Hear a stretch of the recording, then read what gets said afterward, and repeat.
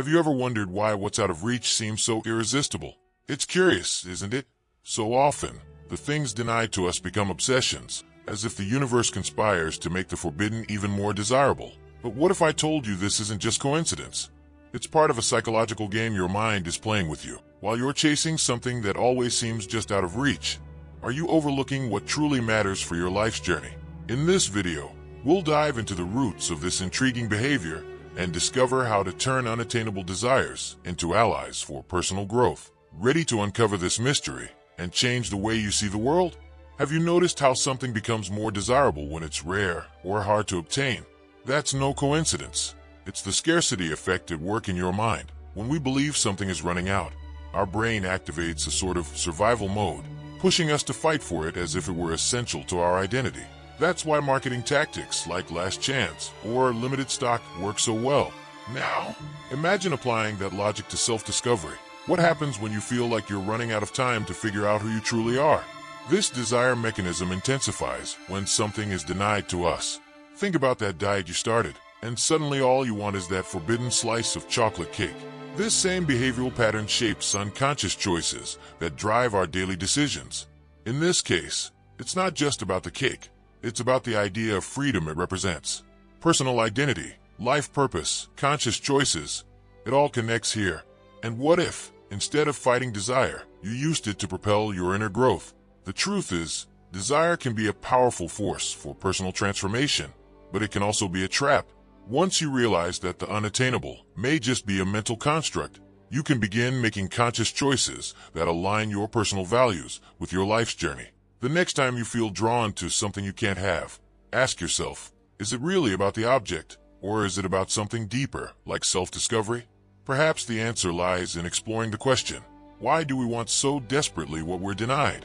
When something is forbidden, it magically takes on an irresistible allure, doesn't it?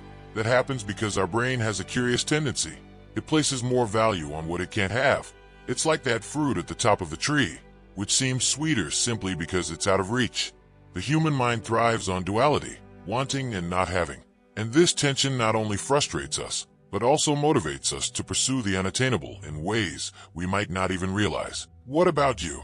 What are you chasing that always seems to slip through your fingers? The power of the unattainable is so strong that even social norms reinforce it. That's why tales of forbidden love, like Romeo and Juliet, captivate us so deeply. There's a sense of personal identity and life purpose tied to conquering the impossible. In everyday life, it might be that dream job that feels just out of reach, the approval of someone you admire, or even the desire to be more authentic. When something is out of our grasp, it transforms into an idea larger than reality itself. Does this resonate with you? But beware, the unattainable can sometimes be an illusion created by the mind. We may fixate on what we can't have and forget what we already do. The key is to use this desire as a guiding light, not as a prison. Ask yourself, does what you crave so intensely reflect a personal value, or is it just a mental trap? This is where the story of Tantalus can help us uncover some answers. The myth of Tantalus is a powerful metaphor for how desire can become torture. Condemned to an eternity of standing in water he could never drink, surrounded by fruit he could never reach, Tantalus represents what happens when the pursuit of the unattainable consumes us. His story reminds us that we can become so focused on what's out of reach that we lose touch with what's around us. Are you, too, caught in this dynamic without realizing it? The greatest lesson of this myth is that unchecked desire turns into frustration. Think about that promotion that feels forever out of reach, or the vision of a perfect life sold to us by society. Sometimes, we're so obsessed with this image of perfection that we forget to look within. Life purpose, self-discovery, and inner growth come when we learn to value the journey, not just the destination. So, what would happen if you shifted your focus from the unattainable to the tangible? The myth also teaches us that desire reflects what we believe to be valuable. Does what you're chasing align with your personal values, or is it merely an echo of external expectations? Tantalus couldn't have what he wanted because he was disconnected from himself. This disconnection resonates even today, and perhaps Freud can help us understand how these desires are formed in our minds and how we can reprogram them. Freud revealed something fascinating. Many of our desires don't come from conscious choices, but from hidden forces in the unconscious. These repressed desires shape who we are, often without our awareness. Think about that inexplicable need to please everyone or the fear of failure, both rooted in experiences you may not even remember. The unconscious is like a locked room full of pieces that make up your personal identity, quietly guiding your life choices. But these unconscious forces aren't always negative. They can also drive us toward inner growth and personal transformation if we know how to interpret them. Freud believed that understanding our hidden desires is like decoding a map of personal values. A practical tool for this is self-analysis. Take a moment to ask yourself why you want what you want. Does it truly nourish your life's purpose? Or is it just a projection of what society expects from you? Freud gives us clues to break this cycle. Therapies like psychoanalysis help bring repressed desires into the light, enabling us to make conscious decisions that align with who we really are. Isn't it empowering to think that you can turn destructive desires into personal empowerment? This leads us to a bigger question. Are all our desires unattainable, or do they reflect a quest for something ideal? That's where Plato's concept of platonic love comes into play. Plato left us with a fascinating idea. Platonic love isn't just about selfless affection. It's about aspiring to the ideal. He believed we live torn between the world of perfect ideas and the imperfect reality we inhabit. This explains why we often idealize people, situations, or goals, projecting onto them a perfection that can never be found. But is this pursuit of the ideal a path to self-discovery, or just another trap for our minds? This aspiration for perfection can be constructive, as long as we use it to fuel inner growth. Think of how artists or scientists, driven by an ideal, create incredible works or groundbreaking discoveries. But when the pursuit of perfection spirals out of control, it becomes a source of dissatisfaction. Imagine someone always searching for the perfect partner, the perfect job, or the perfect moment to act. This pattern can delay important decisions and rob the authenticity from life's journey. The key lies in balancing the pursuit of the ideal with acceptance of reality. Plato teaches us that absolute perfection is unattainable, but the effort to reach it transforms us. Every step toward that ideal brings us closer to our personal values and helps us build a better version of ourselves. But what if, instead of chasing perfection, you focused on surpassing your own limits? This idea connects directly to Nietzsche's will to power. Nietzsche challenges us with his philosophy of the will to power, an innate force that drives us to surpass our own limits. For him, the desire for what we don't have isn't something to repress. It's a motor for personal transformation. Think about that restless feeling of wanting to be more, to do more, to achieve something great. That dissatisfaction, when directed with purpose, becomes the fuel to build an authentic identity and live with intention. But are you using this power consciously, or is it simply pulling you along? What's fascinating about Nietzsche's view is that power isn't about dominating others. It's about mastering yourself. It's about looking inward, identifying what truly matters to you, and making decisions that align with your personal values. For instance, if you feel unfulfilled in your job, could that dissatisfaction be a call to explore work that resonates with your life's purpose? Each small step in that direction is an act of personal empowerment. The will to power invites us to transform unfulfilled desires into inner growth. It's a call to make conscious decisions and face challenges as opportunities for evolution. But how do we find balance in a world that constantly fuels our dissatisfaction? Perhaps the answer lies in examining how modern society constructs our desires, something we can uncover by understanding the role of consumerism.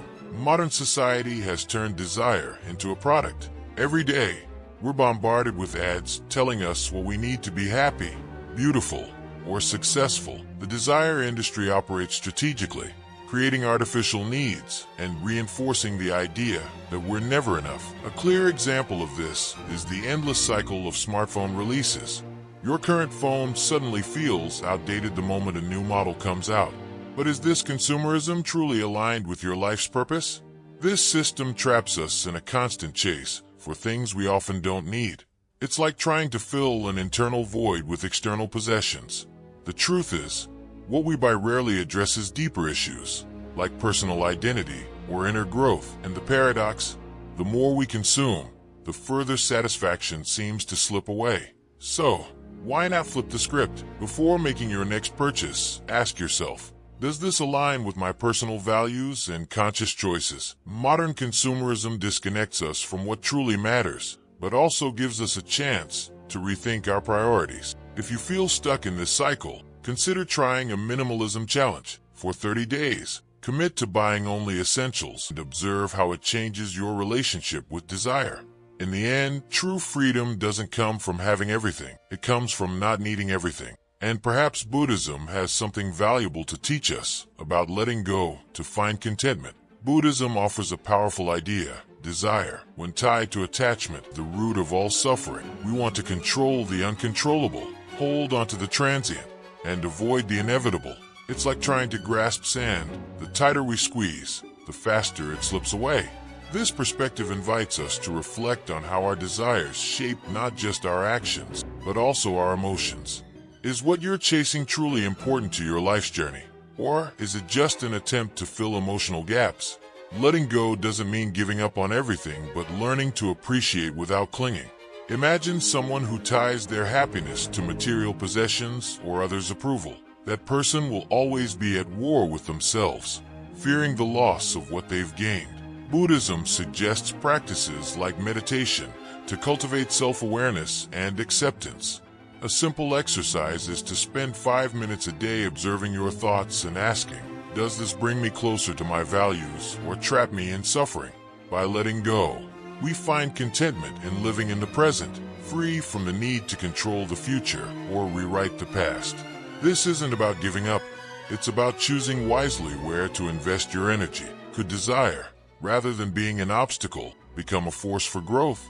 Hegel's dialectics offer an intriguing perspective on how desire drives not just individuals, but the progress of humanity itself. For Hegel, desire is more than just a personal force. It's the engine that drives societal and spiritual evolution. He believed that the desire for recognition, for example, is what compels us to create, transform, and innovate. From great revolutions to small, everyday actions, there's always a desire behind every movement. Think about your own life. What are you seeking recognition for? Does this desire reflect your authenticity, or is it simply echoing external expectations? In Hegel's view, desire isn't static. It's a dynamic process that continuously reshapes who we are. When we pursue something, we're not just chasing a goal. We're redefining our personal identity. Consider how technological advances were driven by generations of people dissatisfied with the status quo. This same dynamic plays out in your life. Every conscious choice you make builds your sense of self and fuels personal transformation. Hegel also reminds us that desire is never fully satisfied. It always pushes us to seek more. But this more can either be a cycle of frustration or an invitation to grow and evolve. The question is, how do you use your desires to move forward in your life journey? Do they propel you toward overcoming challenges?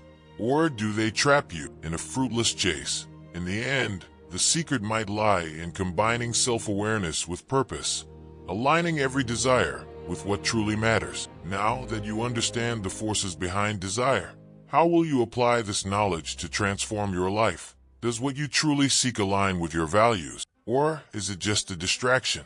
The answer lies in your ability to look inward and make conscious choices.